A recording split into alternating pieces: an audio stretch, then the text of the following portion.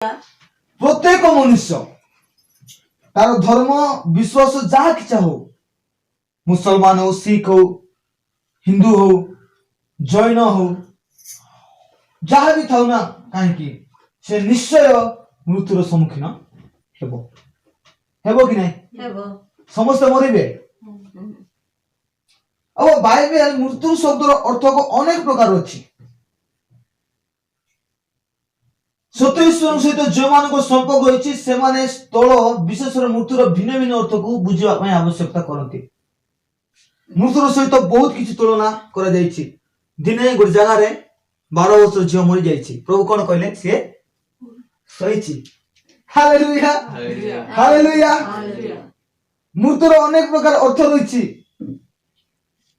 Daniel पुस्तक 12 पर लिखा जाए जे कोन लिखा जाए, जे माने पृथ्वी धूली रे शयन करिसंती। हेलो आउ गुड जगह लिखा जाइछि जे जन मृत्यु वरण करछन से प्रथम रे उठिबे। मृत्यु को शयनर सहित तुलना करा जाइछि। आज विषय वस्तु होछि मृत्यु। अच्छा ए मृत्यु आसिला कि प्रकार? ए मृत्यु जगत मानव जगत रे कि प्रकार आसिला? कारण जानछो पापर वेतन मृत्यु। समस्त कहवा पापर वेतन मृत्यु। पापर परिणति और मृत्यु कि प्रकार मृत्यु जगत रे प्रवेश करिला? का द्वारा प्रवेश करला मृत्यु? ए मृत्युर नाहुड कोन अटे? पापर परिणति हेतु मृत्यु आसिला जगत मध्य रे। आदि पुस्तक 2 और 3 ए प्रकार शिक्षा दिए जगत रे पाप प्रवेश करिबा हेतु मृत्यु प्रवेश कला। अर्थात मनुष्य जाति ईश्वर विरुद्ध रे विद्रोह करी निजर इच्छा पथरे जीवा पय स्थिर कला। आमर प्रथम आदि पितामाता किए? आदम एवं हवा अनंत काल पाई बंचिवा आमे प्रस्तुत करा जाइथिले। किंतु सेमाने जेतेबेले ईश्वरଙ୍କର निर्देश को अमान्य कले, ईश्वरଙ୍କର आज्ञा को अमान्य कले, ईश्वर जेपरी भावरे शारीरिक जीवन रु लाभ पाइबा निमंते सृष्ट करथिले ता सेमाने हराइ देले। वास्तव में सेमाने ईश्वरଙ୍କର प्रत्यक्ष आदेशर अबाध्य होई दंड और पापर अभिशाप वर्ण कले, जा हेउछि मृत्यु। से जो दंड सेमाने पाइले तार केते गुडे परिणति थिला मोबे माने। परमेश्वर गोटे अबाध्यता हेबा द्वारा जगत रे मृत्यु प्रवेश कला। पापर परिणति होछि मृत्यु। अच्छा गुडी कथा कहबी, प्रभु क्षमा रे महान, से दया रे महान। आमी जानताउ आमर प्रभु क्षमा करबा परमेश्वर अटंती। मुई पाप करबी आ क्षमा मांगबी, मुई पाप करबी मुई क्षमा मांगबी, मुई पाप करबी मुई क्षमा मांगबी। से खाली दो आका थिबे। हालो गोटे कथा कहबी, आदम हवा केथर पाप कले? केथर पाप कले? गोटे थर पाप कले। असि गोटे पापर परिणाम मृत्यु। अच्छा बेले बेले गोटे पापर परिणाम भयंकर हबो। मन रखिथांतु जो आजिर पाप करिबा पई जोटा एते नेग्लेक्ट, हमर प्रभु क्षमा कर देवा परमेश्वर। पाप कले मिसा कोन हला जे रविवार दिन जाई पाप स्वीकार करूनु कुतुई? रविवार दिन जाई पाप स्वीकार करले तो पाप सब चली गला। ताले काहे कि पाप स्वीकार कला पर मध्य आदम हुआ पापर परिणति प्रकार भयंकर मृत्यु को जगत रे प्रवेश कराइले। गोटे केवल पाप कले। प्रभु को लोक माने जे माने पाप बारंबार करछंती सेमान को चेतावनी देबा पय चाहिबी। आपन को पापर परिणति भयंकर हेबा पय सिबो। बाइबल ए प्रकार केते जन अछंती केवल गोटे पाप कले आ से पापर परिणति वंश सारा लोक कहबी कि कोन जी जी लोभ कला आ तार लोभर परिणति, तार लोभर पाप तार वंश सारा लोक मानन को कुष्ठ रोग हैला। ओ माय गॉड, से जणे पाप कला, से जणे पाप कला तार खानदान सारा लोक, तार वंश रे जेते लोक 5 पुरुष जाय जेते लोक जन्म हेले समस्त को कुष्ठ रोग हैला। कुष्ठ रोग की प्रकार रोग? बड़ रोग। कुष्ठ रोग हेले घर रु बाहर कर देबे। अच्छा मुई कहबी जे जी पाप कला तार माइकना कोन करला, तार पुओ कोन करला, तार भाई कोन करला? पूर्व पुरुष धरी पापर दंड मिलिला। प्रभु ए प्रकार दंड दियंती जो दंड की भयंकर थिबो। गोटे पापर दंड पूर्व पुरुष जाय पाइले। गेजे सिना लोभ करी किना पाप कला, लोभ करी किना पाप को नहीं आसिला प्रभु ए प्रकार अभिशाप देले सांगे सांगे कुष्ठ रोग हैला और तार घरे जो पिला आगे जन्म होतिला जन्म हेउ ताको कुष्ठ रोग दुखर कथा ता पिला कोन करथिला हेलो पाप को नेग्लेक्ट करथुवा लोक माने पाप करिबा पूर्वरु दोस्तर चिंता न करथुवा लोक माने पाप करिले किछि पर लागु नथुवा लोक माने ध्यान दे सुनंतु पापर परिणति भयंकर करि पारिलो लुसिफर केथर पाप कला के प्रभु को गोला चिपि देई बोली कहला कि केवल गोटे पाप स्वर्गरु विताड़ित आदम हवा केवल गोटे पाप कले स्वर्गरु विताड़ित हेले प्रभु का नाम गौरव जे गोटे थर कले स्वर्गरु विताड़ित होई गले सॉरी कुष्ठ रोग है ए प्रकार पापर परिणति है अच्छा जेते बेले आदम हवा पाप कले मृत्यु को जगत नहीं के आइले कोन कोन हराइले आदम पाप कला आमे दंड पाउछु आज अनंत काल पे बनाइतिला आदम और हवा पाप कले आमे दंड पाउछु आदम एवं हवा से माने शारीरिक मृत्युर अधीन रहिले प्रथम ये कोन पाप करिबा द्वारा मृत्यु जगत प्रवेश मृत्यु जगत प्रवेश करला आउ आदम हवा मृत्युर अधीन रे रहिले ईश्वर एदन उद्यान रे जीवन वृक्ष रोपण करथिले जहा बारंबार रोपण करिबा द्वारा मनुष्य केबे हेले मरि न थांता किंतु मूलरु ईश्वर मनुष्य को मनोनयन करिवार क्षमता देथिले जो द्वारा से ईश्वर का आज्ञा को मान्य करिबा को कि अमान्य करिबा को से बाछि पारबो ए प्रभु को लोक माने अमान्य करले जेते बेले मृत्युर विषय जदि कहबी भयंकर लागे जेते जगतर मृत्यु आसिला तार परिणति भयंकर हैला द्वितीय आदम एवं हवा मध्ये एक नैतिक मृत्युर सम्मुखीन हेले से माने खाउ खाउ मरले नाही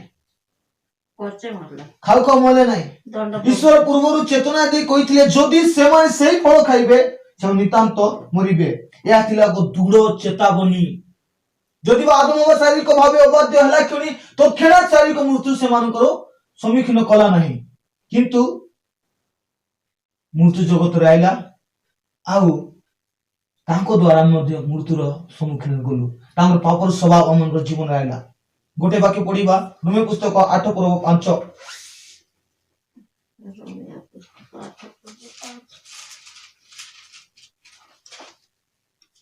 कारण जे माने शारीरिक मना से माने शारीरिक विषय रोमी 8:5 पढो कारण जे माने शारीरिक मना से माने शारीरिक विषय रे मनोयोग करंती किंतु जे माने आत्मिक मना से माने आत्मिक विषय रे मनोयोग करंती 6 7 8 कारण शारीरिक भाव वृत्तिजनक किंतु आत्मिक भाव जीवन शांतिदायक जेणु शारीरिक भाव ईश्वर विरुद्ध रे शत्रुता कारण ताहा ईश्वर व्यवस्थार वशीभूत नुहे पुणी वशीभूत हेबा असंभव जे माने शरीर बसरे अछंती से माने ईश्वर को संतोष पात्र होई पारंती नाही किंतु ईश्वर को आत्मा जदि तुममान ठारे वास करंती ताहाले तुमने शरीर बसरे नाहो मात्र आत्मा को बसरे अछ ए कथा ए वाक्य पढिबार गोटी अर्थ तांके पाप कले तांको मृत्युर स्वभाव पापर स्वभाव तांकर पीढ़ी पुरुष धरि कि आज जाय मनुष्य जगत रे अछि ए सांता पो जन्म हो से कोन जानिछि कि से पापर स्वभाव रे जन्म होछि पापर स्वभाव रे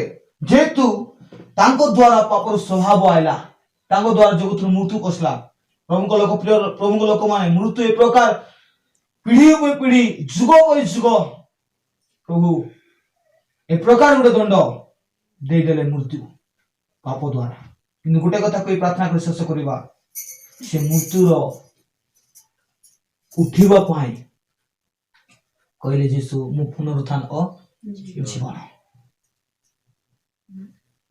जे मोठार विश्वास करे यद्यपि से मरिबो तथापि से बंचिबो हालेलुया प्रभु का नाम गौरव गोटे व्यक्ति द्वारा जगत रे मृत्यु आसिला आ गोटे व्यक्ति द्वारा जगत रे जीवन आसिला से होसन यीशु ख्रीष्ट हालेलुया के प्रभु को लोक माने गोटे जन अबाध्य हेबा द्वारा अबाध्यता है पाप करिबा द्वारा जगत रे मृत्यु आसिला जगत रे रोग आसिला जगत रे पाप आसिला किंतु प्रभु का नाम गौरव गोटे जन बाध्य हेले गोटे जन आज्ञाबहता द्वारा तेणु करी बाइबल लिखा जाए ताहांकर आज्ञाबहता द्वारा हम समस्त धार्मिक गणित हेलु पवित्र करे से आमको पापरु आजाद कले पापर स्वभाव होइबे नै आमे नूतन सृष्टि हेलु आ लेखा गला जौन एक बार रे जते जन ताहाको ग्रहण कले से ईश्वर को संतान हेबा पाई अधिकार पाइले वर्तमान पापर स्वभाव मृत्यु राजत्व करिबो नाही शेष शत्रु मृत्यु रूपे प्रभु यीशु ख्रीष्ट मृत्युर नाउ लोक भांगी उठिले और एतकी लिखा गला कोन बोली जो माने विश्वास करंती से माने पुनरुत्थित हेबे हालेलुया जते जन आज यीशु ख्रीष्ट को विश्वास करछन्ती से मृत्युर आबद्धरे कबरे रहिबे नाही प्रभुंकर आगमन दिन रे जते तुरी फुका जीवो लिखा जायछि थेसलोनिक पुस्तक रे जे माने प्रभु को ठारी ठारी मरिछन्ती से माने प्रथम रे उठिबे प्रभु का नाम गौरव ए मृत्यु आम ऊपर राजत्व करिबो नै जेहेतु ई मृत्युर नाम रो प्रभु यीशु ख्रीष्ट भांगिले मृत्यु मो प्रिय माने मृत्यु ए मृत्यु जगत को ग्रास करिथिला मृत्यु समस्त को ग्रास करथिला किंतु प्रभुंकर अनुग्रह प्रभुंको दया से कुशल जीवन दे हमनको अनंत जीवन देले हमनको पाई मृत्यु नै ख्रिस्टियन लोक पाई मृत्यु नै हालेलुया शारीरिक मृत्यु केवल शयन मात्र केवल आमे खाली शयन करिछु प्रभु आज उठाइबे हालेलुया एटा ख्रिस्टीय जीवन ख्रिस्टीय विश्वास रो गोटे केवल विश्वास ख्रिस्टीय जीवन रे मृत्यु नाही कारण कोन प्रभु हमको अनंत जीवन देबा पे बाछि नै छथि हमको अनंत जीवन बोली कहले जीवन रो अंत नाही अर्थात जो जीवन रो शेष नाही ताको अनंत जीवन बोली कहिबे और ख्रिस्टियन जीवन जिसु विश्वास करते लोक मान निमंते मृत्यु आउ नाही प्रभु मृत्यु नाउड भांगी छथि पुनरुत्थित होई देखाई छथि से कहि छथि जो मन मोठर विश्वास कर जदि से मरे तथापि से बंचिबो मात्र कोन लिखा जाय जे ख्रिस्टियन कर थारे थाई मरिछि से उठबो आज कु ठारे अछ ख्रिस्टियन को ठारे आउ की कु ठारे आज चिंता करबा ख्रिस्टियन को ठारे अछि बोली कि ना कहछु कि ख्रिस्टियन को स्वभाव अछि ना कार स्वभाव देखा जाउछि ख्रिस्टियन को विश्वास करछु बोली कहछु विश्वास रो कर्म देखा जाउछि कि देखा जाउ नै आमे केउ ठारे रही जदि लास्ट पद पढी हम शेष करबा जदि आसो तो बात करमो सहित रोमी पुस्तक समस्त बात करबा इंटरेस्टिंग पद करबो रोमी पुस्तक 14 पर्व 8 पद ए वाक्य पढी हम शेष करबा जेनु जदि आमे माने बंचू तेबे प्रभु को उद्देश्य रे बंचू किबा जदि मरु तेबे प्रभु को उद्देश्य रे मरु कार उद्देश्य रे मरु प्रभु को उद्देश्य रे हालेलुया आज बहुत कम लोग देखबा पाउछ प्रभु को उद्देश्य मरु पे बंचवाटा तो दूर कथा प्रभु को उद्देश्य लोग मन बंचू मिसा नांती आज प्रभु को उद्देश्य लोग मन मरु मिसा नांती कि कोन लेखा गला जदि हम बंचू केवल प्रभु को उद्देश्य रे बंचवा दरकार आ जदि हम मरु ते प्रभु को उद्देश्य रे मरु किंतु आज कोन होची प्रभु को उद्देश्य मरवाटा दूर कथा प्रभु को उद्देश्य रे लोग बंचू भी नांती प्रभु को उद्देश्य लोग बंचू नांती मरवाटा दूर कथा प्रभु को प्रिय लोक माने मृत्यु अनेक विषय रही मृत्यु विषय गोटे सेशन शेष हे जदि प्रभु समय देवे आगामी सेशन आम यही मृत्यु विषय अधिक जानिबा प्रभु वाक्य द्वारा हमको प्रचुर रूपे आशीर्वाद करंतु समस्त कहबा आमेन समस्त कहबा आमेन।